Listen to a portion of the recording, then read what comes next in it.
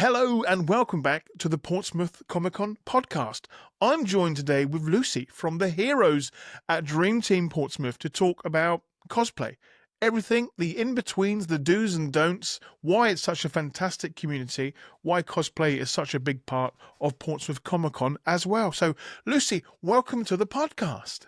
Hello, thank you for having me.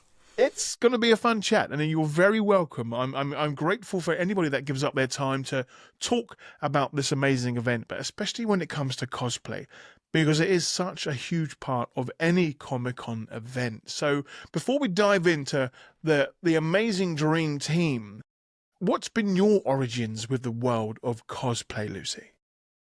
So I started to cosplay it must be about 8 years ago now, I would say. I went to one of the big Comic Cons in London and I looked around and saw all these people in costumes and was like, this looks like fun. I might give this a go myself. I've always liked, a bit of dressing up.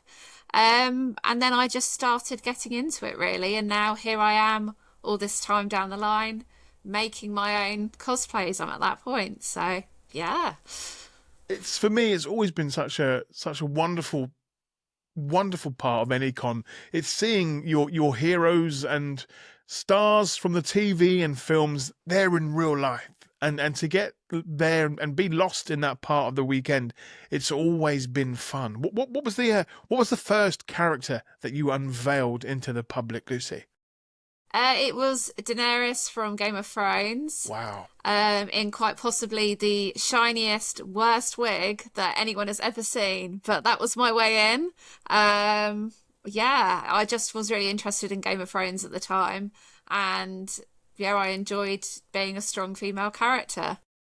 And that's where, you can go to, a Comic-Con and see characters from every line of entertainment, whether it be video games, books or films, and of course comics, and it's great for that. So what was it like when you plucked up that courage and thought, today's the day, I'm going to go out in costume? How did you prepare for that?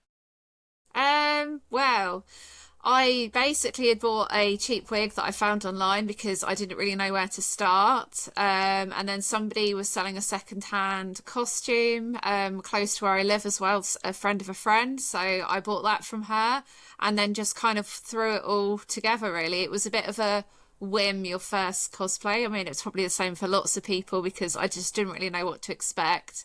And I just remember being a complete nervous wreck, putting it all on for the first time and going out in public. But it was great, and I kind of caught the bug, I suppose. I think that can happen, though. It's leaving those comfort zones, and I think when you are at such a place like Portsmouth Comic Con, where it does feel so welcoming and inclusive that everyone's there to have fun and enjoy that time. I've spoken with a few people where it has been their first time going out in cosplay and braving the streets and going to an event, and it is a great thing to see when you see cosplayers interact with each other, whether it be for the first time or if they're meeting up. It's great to I've heard a few conversations where people talk about how they create their costumes and they give top tips, and it's a beautiful part of the event. So how did your love for cosplay in the beginning of this journey turn into you becoming a great member of Dream Team?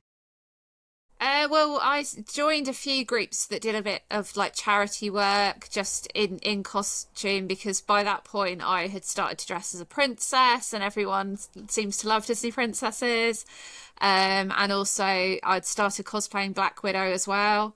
And that kind of, I was joining different groups doing charity work, which was amazing. And it was that point where you go along and you see all these children and they're in awe, and you see everybody's smiles and everyone just loves it. And then 2022 time, Dream Team were born out of people that we all wanted together to make a difference, and we all enjoyed making smiles and working with the community. So there we go. It's a great band of characters. I've met you all quite a few times now, and it's always just an electric environment. And you are there a big part of the Comic-Con weekend. You are there for photographs and giving advice and helping out with the cosplay parade. It's so much fun to see you interact with the crowds, and I'm looking forward to seeing that again this year on the 3rd and 4th of May. Yes. And for you, obviously there are so many sort of proud moments for it. Have you got any favourite memories of being in that cosplay environment? I just love the confidence that people kind of bring to the table, and looking at some of these cosplays that you're like, wow, how on earth did they make that? I can think of cosplays that were crocheted, and I can think of like the little children who thankfully I never have to kind of choose a winner for the children's competition, but they are all adorable, and I think it's amazing it's coming from such a young age, but also we get people that are a lot older as well that have the confidence to come forward, and I just love seeing these amazing ideas that people have brought to the table. It's incredible. I mean, I of course, I love whenever I see a superhero walking around a Comic-Con event, especially a Superman. I have been informed that a few people will be coming this year in Superman outfits, which gives me great joy. But for me, as I said, it's just being that lost in that moment of escapism and seeing characters from the TV and books and comics. It's a fantastic weekend for that. And as I said, yeah, Dream Team, great gang of people there to help and give advice on the day. What advice would you give to somebody that was thinking of coming along for their first time in some cosplay? I think really it feels really nerve-wracking to begin with, but you kind of just need to go for it. I mean, what's nice about Portsmouth Comic Con is there are so many cosplayers there. It's not like my first Comic Con that I went to that was really small and I felt like a complete outsider. There's so many people there in cosplay, and the community kind of is really welcoming. Everybody's really supportive of each other. And obviously, if you're nervous, come and find us in Dream Team. We'll happily have a chat. We love meeting new people and talking people through and building up your confidence a little bit as well. But yeah, it's one of those things you've kind of got to just dive on in, just go for it, because we all start somewhere. And I feel like once you're there, that's it. It's contagious. It's a bug. That is definitely it. I mean, I can remember going to my first con, and I've not been to an event in cosplay yet. I will add yet to that. But it definitely is something that once you've done your first con, you're waiting for the next one. And I've been doing this now for quite a few years. I would have loved for Portsmouth Comic Con to be my first ever con. For me, yes, I'm biased. I'm a big geek, and I'm a big ambassador for Portsmouth because it's my hometown.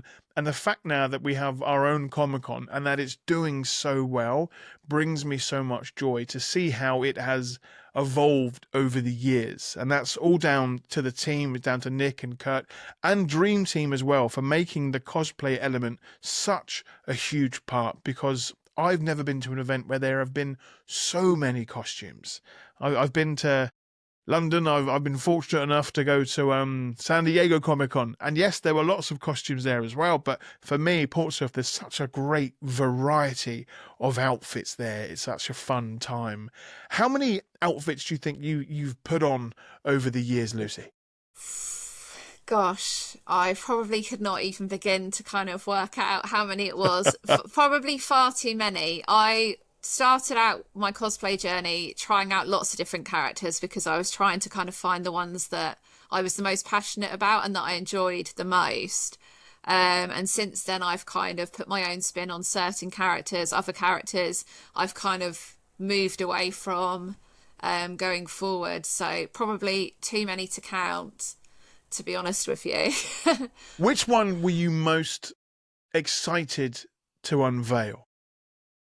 So I have a cosplay of Keyleth from Critical Role, massive Dungeons and Dragons fan, and a fan of elves and characters with pointy ears.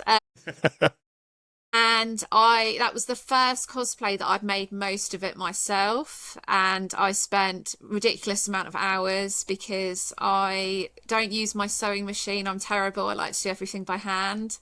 And the cape itself had, I think it's 421 leaves hand sewn onto Wow. it. So I spent a long time on it. So getting to actually go out and wear that for the first time was amazing. And even now putting it on, it's just great because I think I did this and it's something I'm really proud of. Well, it's a great accomplishment. I mean, that is a lot of leaves to add Yes. to anything, Lucy. So well done with that.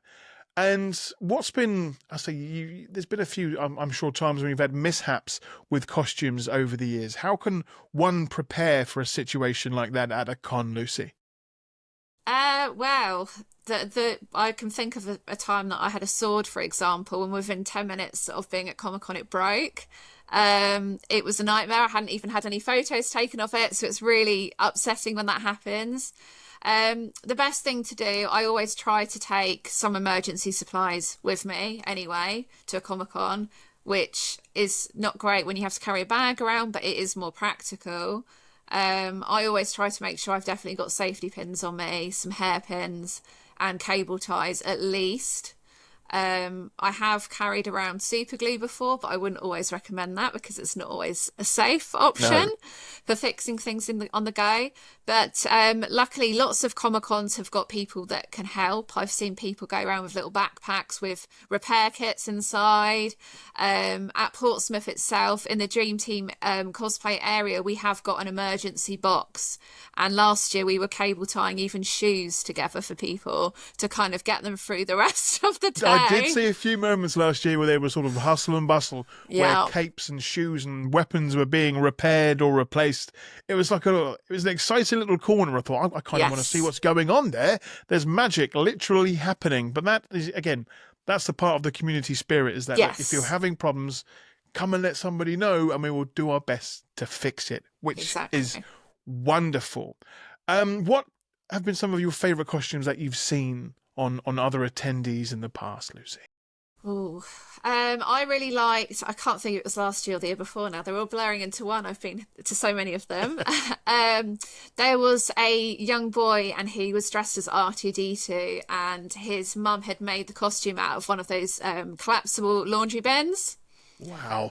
Which was just amazing because it was thinking outside the box and thinking, what can we make it from that isn't too expensive, but it works. It looked amazing. I think I can remember him on the cosplay stage and getting quite a large round of applause for that. So, and that's it. That's what cosplay can be. It can be something as simple as a laundry bin turned into R2-D2, which is wonderful. I do like seeing those more unique cosplays and those characters that you wouldn't necessarily think you would see. There's something special when you see the mums and dads bring their children along, but they recognise a character from their childhood or fandoms from days gone past, and it's wonderful moments like that. Now, what is a character that you've not seen at a cosplay event before that you would like to see that would really make your day? So I'm a big fantasy nerd. I read a lot of fantasy books and I always get very, very excited when I see people dressed as characters from books because it's a little bit more obscure. You don't get as many people dressed as those characters. And some of them, like I've read and I thought it'd be really cool to see somebody in that armour or that ball gown that's described. Lots of those sorts of characters where you think, oh, you can use your imagination here because you haven't really got to look at a reference image or something like that. But I think that's it's quite special to see that because, as you said, when you read a book, you see those descriptions in your head the way that you expect to see them. But when you see a costume, you think, I know that dress or that suit of armour or that is from that book. Yeah. That's the attention to detail. And that's what can be so special with a cosplay. And there will be quite a large book sort of a event at the con this year, which I'm excited to see. I'm so excited about it. Yeah, if people can't find me at the weekend, that's probably where I'm going to be. Yeah, there's going to be lots of books about fantasy and authors and writing down there, which is a great thing to see. For me especially, comics were my sort of stepping stone into the world of books and literature. So to see that at an event like Portsmouth Comic Con in such a literacy city that's, it's had some fantastic authors and writers come from Portsmouth. To see that world of, again, escapism at a Comic-Con is another fantastic thing. So yeah, you might be seeing me a lot there as well, Lucy. I think there's going to be a lot of reading going on that weekend, which is what I can't wait to see. Now let's talk, we said we were going to talk about this on the show, about sort of the etiquette when it comes to cosplays and Comic-Cons, because that is a big part of it. This weekend is a family event. It's always been so safe, and as we said, it's been an inclusive event. How can we continue to do that when it comes to the world of cosplay? I think the most important thing, first of all, is that we are looking out for each other and keeping an eye on each other, whether you are a cosplayer or you're an attendee in normal clothes, if you prefer. I think it's really important that you're just kind of aware of people around you, because although I think that there's more respect than there used to be, and cosplay etiquette is kind of higher up on in people's views now. I think that unfortunately there are still issues that are happening, and we need to look after each other. There are lots of people out there who are still quite arrogant, can be cosplayers, might not be, and I feel like they're not really supporting everybody else. And I think it's really important that we remember that everybody starts somewhere. No one's going to have necessarily a tip-top cosplay straight away, but also not everybody is going to be a completely screen accurate version of your favourite character from the screen, for example, because people like to put their own spin on it. And it's such an expensive hobby. People can't afford to be spending thousands of pounds all the time on a completely pristine piece of armour. Yeah. I mean, I've seen, as you said, when it comes to sort of how much you can spend on an outfit, I can see why some cosplayers are sponsored by certain aspects of the world, whether it be sort of a armor or contact lenses or anything like that, because it can be an expensive and time-consuming hobby. But I feel that is the passion that goes along with it. If you are willing to give up sleep for your craft, then, that tells a lot. And especially when, we like to spend money on the things that bring us enjoyment. But as you said, cosplay doesn't have to cost thousands. It can be a laundry bin. It can be a t-shirt and a curtain. I know if I was coming as Superman, I've got curtains here. If it was last minute cosplay, I'm ready to go. I've got all the goods here.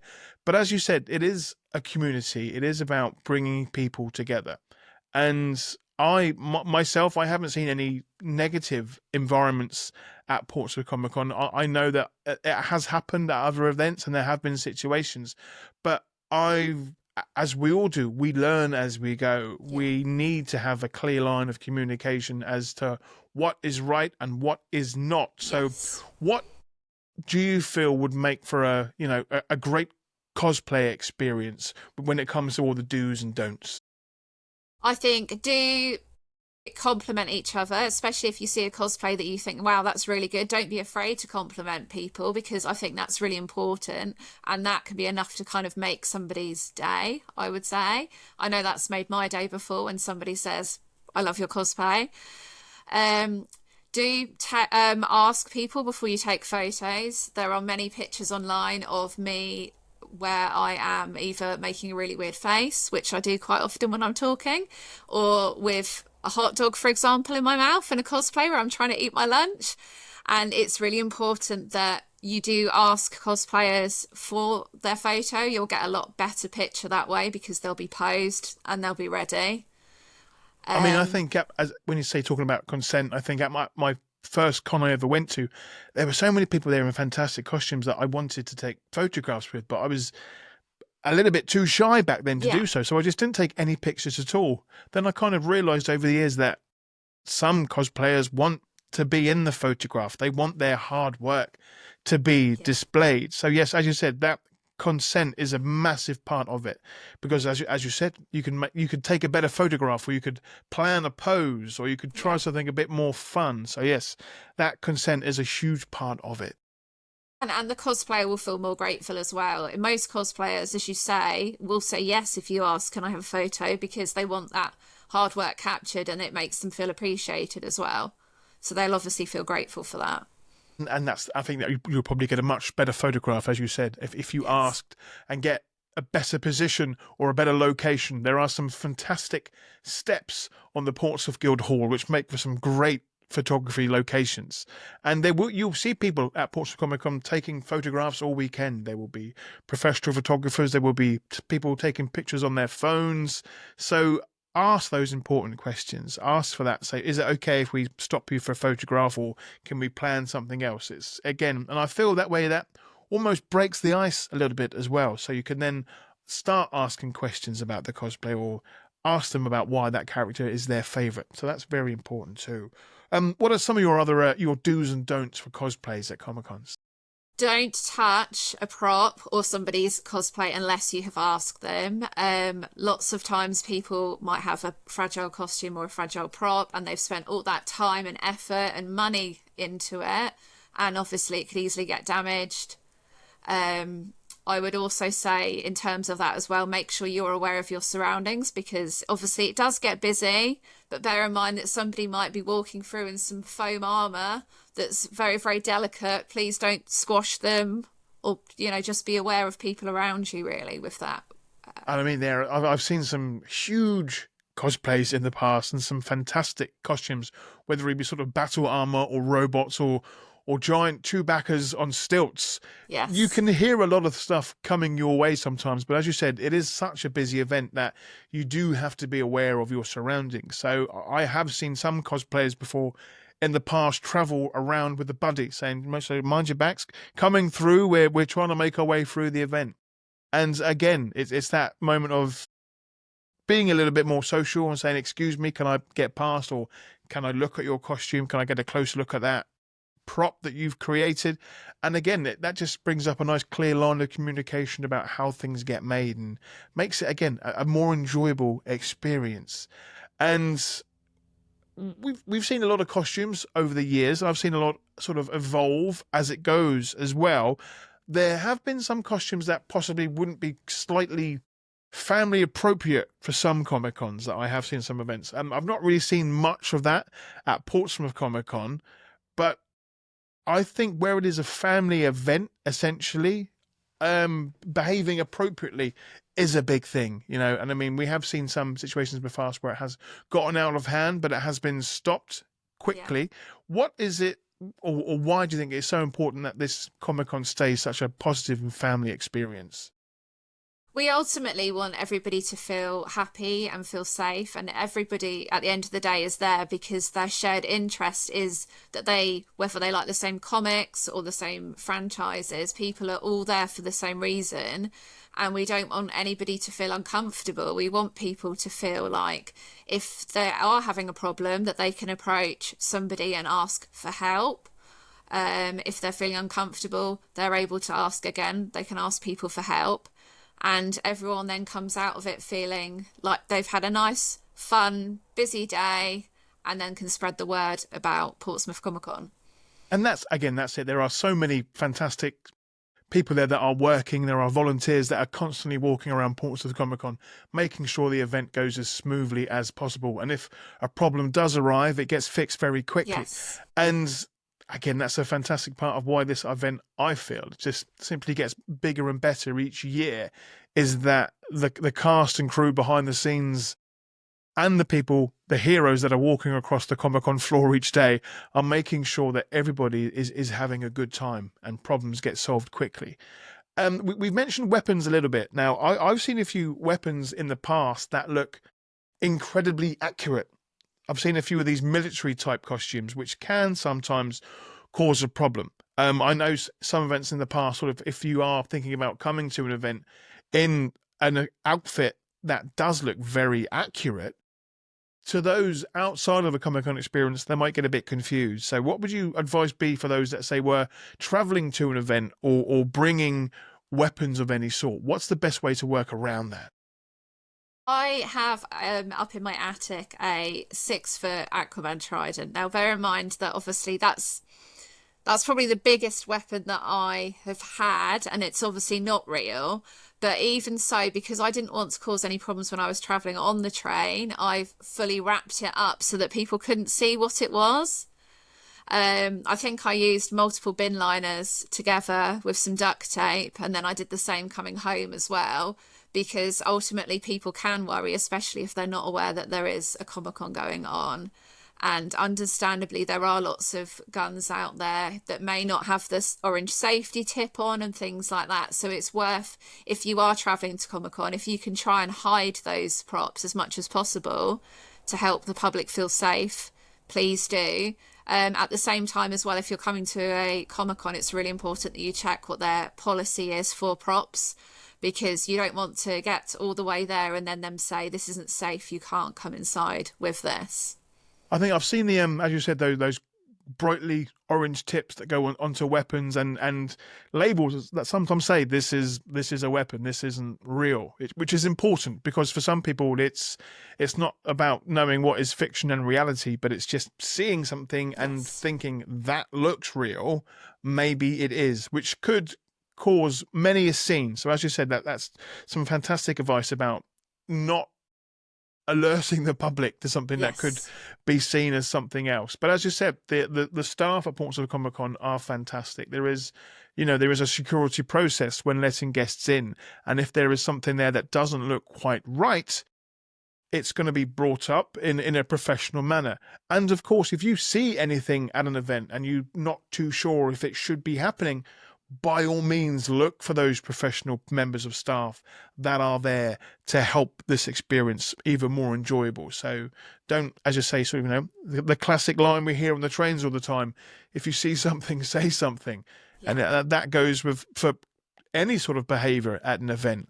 It's all about, as we said, that professionalism, that common courtesy about asking for consent and just enjoying that weekend. It is a fantastic family experience, but those sadly are some things that we do have to bring up, which was why we arranged this important chat today about cosplay. So I'm very thankful for that, for you to coming on, Lucy. What are your big things that you're looking forward to at this year's event? Well, obviously I'm slightly biased because I have a lovely group, Dream Team, but I love spending the weekend with my friends there, and we all have a great laugh together, which is really, really nice. I like seeing everybody's cosplays and getting to chat as well to people that I know, who I've seen every year or the last few years, but also a chance as well to meet new people and talk to new people. And I'm obviously looking forward to seeing the different zones, particularly the fantasy zone, because that's just my exact cup of tea. I'm also trying out some different kind of cosplays that are completely out of my comfort zone, and I'm excited to try them, but nervous as well. Okay. I mean, we don't want to give away too many spoilers, but any sort of sneak peeks or teasers that you can share with all the listeners, Lucy? Well, as somebody who normally skips around dressed as a fairy or an elf kind of character or a princess, I have Sunday is Armour Day. Okay. Which is way outside my comfort zone because I don't wear armour at all. I've got a costume change as well. I don't normally do a costume change because once I'm out of a cosplay, I'm like, I'm done. That's it. No more. But yes, 2 sets of armour on Sunday, so I'm hoping it's not too hot. Hey, we want some good weather. That's the thing. Another thing about Portsmouth Comic Con, over the years, the weather for that weekend, touching wood, has always been enjoyable. It's always a heat wave, though. Yes, so that can be a problem with some cosplays, especially going back to those Chewbacca boys and girls and gangs, but that's a hot suit to be in. Yes. And I've seen a few Ewoks that have been struggling to get through the crowds at times as well. That's why I think one of the biggest queues we often see at Portsmouth Comic Con is the one for the ice cream van. It's always fun to see characters from movies and TV relaxing for 5 minutes with an ice cream cone or a nice slushie as well. Yes. But yeah, it's a weekend that I'm always excited for. It's been a long time coming, this one. It tends to go by in the blink of an eye, Portsmouth Comic Con. I'm always there for both days until morning, until they can kick me out at the end of the day. But it's such a fun weekend, and the cosplay element is such fun as well.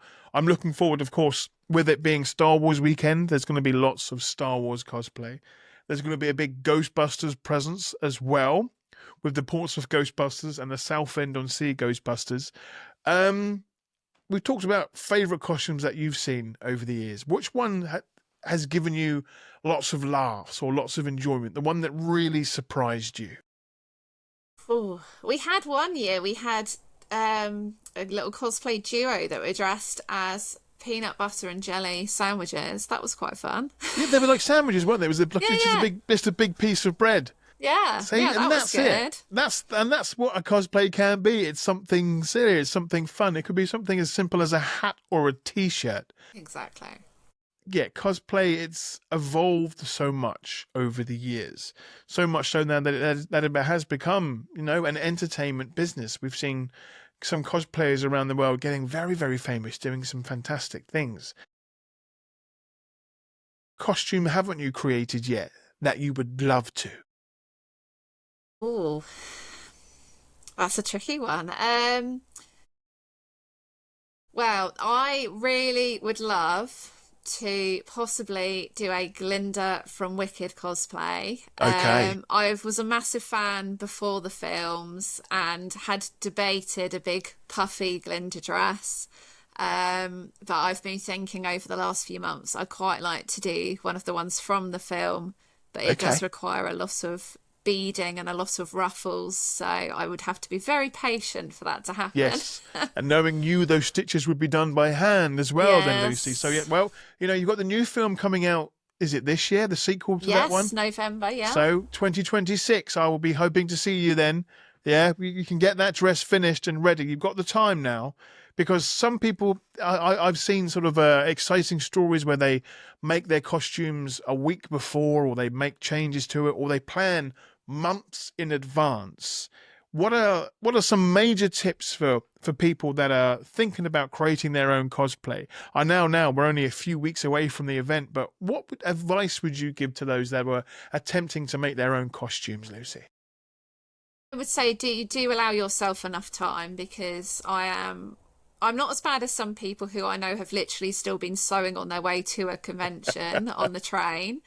But I'm not great in terms of timekeeping. I have been procrastinating with my Sunday cosplay for weeks, and it's only the last few weeks that I've actually started getting my bum in gear with it, really, I would say, and making Okay. better progress. But you need to give yourself enough time, because I know, for example, that something I was doing this morning has gone wrong and I now need to fix that. Thankfully, I've got time You to do. fix it. I'm staring at it as I Putting them speak off, to you. just past the camera.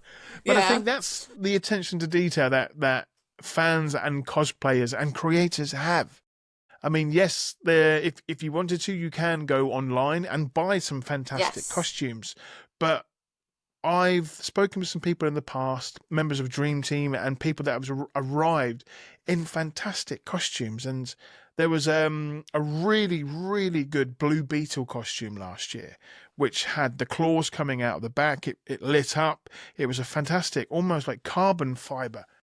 And it was 3D printed, and it really made every single part of that suit Yeah. himself. And even though I wanted to ask them so many questions about the costume, I also wanted them to watch them walk around the event so they could interact with the public. Because it's when you see those moments of absolute accomplishment and pride in a cosplayer when they get to show off their costume. It's a beautiful thing to see. And again, you've shared some advice on what you would give to a first-time cosplayers, but what advice would you give to those that have been cosplaying for years, and why Portsmouth Comic Con is doing some great things for cosplayers? Why would you invite them along? I feel like the atmosphere at Portsmouth Comic Con for cosplayers has been a lot more welcoming than other Comic Cons that I've been to, including bigger Comic Cons. I feel like everyone's very approachable, everyone's friendly and supportive, and you also feel very, very safe there as well. So it's worth coming to and seeing what's on offer, really, because I think that you'll find that there's a real sense of community there, which is really, really nice. And I think once you queue up and you get inside the building, it's such a unique location, having Yes. it in the Guildhall, having those Guildhall steps. But once you are inside, there's a nice big wall around the outside, so it literally feels like a completely different part of Portsmouth. Everything is inside once you get through, and it makes it almost feel more relaxed. You are there, you are in your costume, you are ready there, as I say, to escape for a few hours, to enjoy your passions and your fandoms. And it is something that I love about that event, especially, well, I think the hardest part for me is leaving and going home on the Sunday. We often hear that tannoy go out across the PA system saying, we know the tickets are on sale now for next year's Comic Con, and it makes me feel very excited, but a little bit sad that it finally has come to an end. But it's just around the corner. I'm excited. Everybody at Dream Team's excited. What will some of the things that Dream Team will be doing at this year's event, Lucy? So we have got this year, we've got some meet and greet areas, which is a little bit different. So there will be different times across the weekend where you can meet some of our team in a little area. I don't know how that area is going to look yet or where it's going to be, but that will be really nice to kind of meet people and get the chance to have photos in a nice little kind of photo booth area. We will be around in the cosplay zone, which is right at the top of the stairs through the big doors. And that will be really nice as well to be able to talk to everybody. We're around for advice or for a chat. We've obviously got our little cosplay repair box up there, and we'll probably have some things on display, like some costumes and things on display as well. I presume, are in Speaker's Corner. I don't actually know. I think we might be. I'm sure you will. Express FM do a fantastic job of talking with so many wonderful guests and cosplayers there. It's hard to pick and choose where you want to be at Portsmouth Comic Con. I wish I could be in so many different places at once, but I know that John from Express FM has had some fantastic interviews there. It's almost like, for me, it's seeing a podcast happen live with an audience, and fantastic questions, fantastic topics that me personally, that there's a lot of aspects of the world of comics that I don't know too much about, but I always want to learn more. And Express FM and John at Speaker's Corner do a great job of that. So if you are a fan of panels as well as cosplay, I'm sure there will be some sort of cosplay panel happening there with the Dream Team. I hope that happens. If not, I'll have a word with John and make sure that gets added to his already busy itinerary. But that's what I love about, again, this event. I could talk for hours about why this particular Comic-Con means so much to me, is that there is so much when you get past the gate, and it's all included in that ticket price. Yes, you get so much for your money, don't you? So much. And I mean, I've been to some events before where, first, personally, as I've said this before, the commute for me is fantastic. It's literally down the road for Portsmouth Comic Con. I don't have to travel. But there have been some events in the past where you get your ticket, first of all, and then you have to choose if you want an early bird ticket or a pass for the whole weekend. And then once you get inside, then you have to start buying for more things, whether it be photo ops or meet and greets or just a lot of things to add on to the list. And we know that, yes, you can buy things at a Comic-Con. It's kind of what they're there for. Yeah. But there is such a great variety of things that you can buy at Portsmouth Comic Con that really do start as £1, but go up if you want to buy those more high-end items. But yeah, just the fact that this weekend is around the corner, as you can probably tell, I'm bubbling with excitement already. And the fact that there's going to be even more cosplay this year is getting me excited. That there's new films coming out this year that are getting people more excited into the world of that. I'm hoping to see some Minecraft costumes, because that film came out just last week, and that's really blowing up on the internet. So I'm hoping for some of that. Of course, Superman and as many DC and Marvel heroes as I can guess. But it's going to be a fun weekend, one that I'm looking forward to. And that cosplay element that we've talked about is a huge part of it. And so talking like we are now openly about the do's and the don'ts and the courtesy and the etiquette, and of course that consent, it's a very important word. And, you know, asking for the photograph, asking to talk, asking to look closely at a piece of a costume, it's a huge part of making this a more enjoyable experience. So for me, if you could explain to yourself what Portsmouth Comic Con and Portsmouth cosplay means to you, please, Lucy. Well, it means community, it means celebrating people's hard work, and it means fun, really, I suppose, so everybody smiles all around. That is it. It's a huge part of that. It is the fun element of this weekend. It's somewhere for fans and families and friends to come along to enjoy a weekend, get lost in the passions that we love, and to learn about new passions and fandoms as well. It's a very, very exciting weekend. Lucy, thank you so much. This really means a lot that you took time out of your busy schedule where you okay. could be sewing and stitching, and you're not. You're here talking to me. So thank you for that. Where can people find Dream Team online and find out more about what they're going to be doing at Portsmouth Comic? So we are on Facebook. We've got Dream Team on Facebook and also on Instagram as well. And also we have got the Cosplay Corner by Dream Team on Facebook as well, which is for anybody who cosplays. People share their cosplays in there and we share advice and talk about what we're getting up to as well. So it'd be really lovely if people want to reach out to us, come and find us on there.